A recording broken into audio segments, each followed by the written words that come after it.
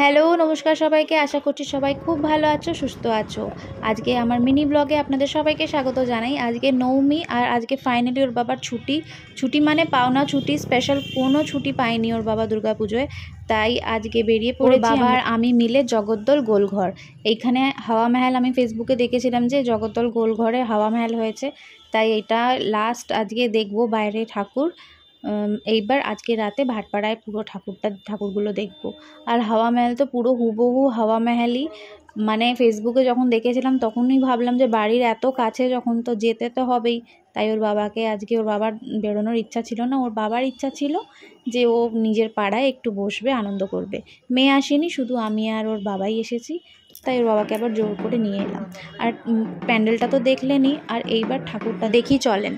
মাকেও এখানে পুরো রাজস্থানি স্টাইলে রাজস্থানি লুক করেছে, আর এত সুন্দর লাগছে, মিষ্টি লাগছে। কালারগুলো চুজ করেছে, মানে লক্ষ্মী সরস্বতীর কালার, লেহেঙ্গার কালারগুলো দেখেন এত মিষ্টি। ঠাকুরটা সত্যি খুব ইউনিক করেছে। আবার মহিষাসুরকেও রাজস্থানি লুকে টোপর পোপর পরিয়ে, ওদের যেটা রাজস্থানীদের টুপি হয় সেটা পরিয়ে বধ করা হচ্ছে। দারুণ সুন্দর থিমটা, খুব ভালো লাগলো। ঠাকুরটাও খুব সুন্দর লাগলো, মিষ্টি। আর সামনে পুজো করার জন্যে ছোট্ট দুর্গা প্রতিমাও রাখা হয়েছে। ভালো হয়েছে আজকে এখানে চলে এলাম, বেশ ঠাকুরটা দেখলাম, খুব মিষ্টি লাগলো ঠাকুরটা দেখে। আজকে বাড়িতে তেমন কোনো রান্না নেই, পাড়ার থেকে রান্না দিয়ে যাবে। জল খাবারে আমরা হালকা ফুলকা ছাতু মুড়ি খেয়ে আমরা রয়ে গেছি। আর এই যে নিচের ছোট্ট প্রতিমাটা যেটা পুজো হয়, সেটাও খুব মিষ্টি লাগছে দেখেন। আর মায়ের মুখটার থেকে চোখ ফেরানো যাচ্ছে। প্যান্ডেলের চারদিকে কাঠপুতলি, যেটা রাজস্থানের কাঠপুতলি খেলা হয়, সেই কাঠপুতলিগুলো চারিদিক সুন্দর করে সাজিয়েছে। প্যান্ডেলটা বেশ ছোটোর মধ্যে খুব ভালোই করেছে। ব্যাস আজকে নবমী হয়ে গেল। নবমীর আজকে রাতটাই বাকি, আজকে রাতে ঘুরবো ফিরবো। আজকে ফ্যামিলির সাথে প্ল্যান আছে, ফ্যামিলির সাথে ঘুরবো ফিরবো। ব্যাস হয়ে গেল দুর্গাপুজো এই বছরের শেষ।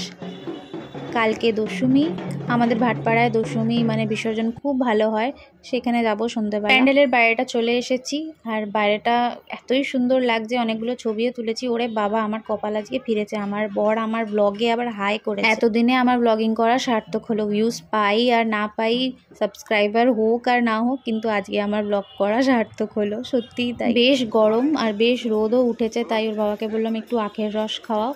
ওর বাবা আবার আমায় আখের রসে নিজে দেখেন রাবণ পুরো একটা গট গট গট গট করে গিলে নিল। তারপর আমার নজর পড়লো এই যে পাইনঅ্যাপেল আমার খুব প্রিয় ফল। ওর বাবা তরমুজ খেলো আর আমি পাইনঅ্যাপেল। এতদিনে খুব জরুরি ছিল এটা, এত রিফ্রেশ লাগছে কি বলবো। চলুন তাহলে আজকের ব্লগটা এই পর্যন্তই, এবার খেয়েই আমরা বাড়ি ফিরে যাব। কেমন লাগলো ব্লগটা অবশ্যই জানাবেন। আজকের মতো এইটুকুনি, টাটা।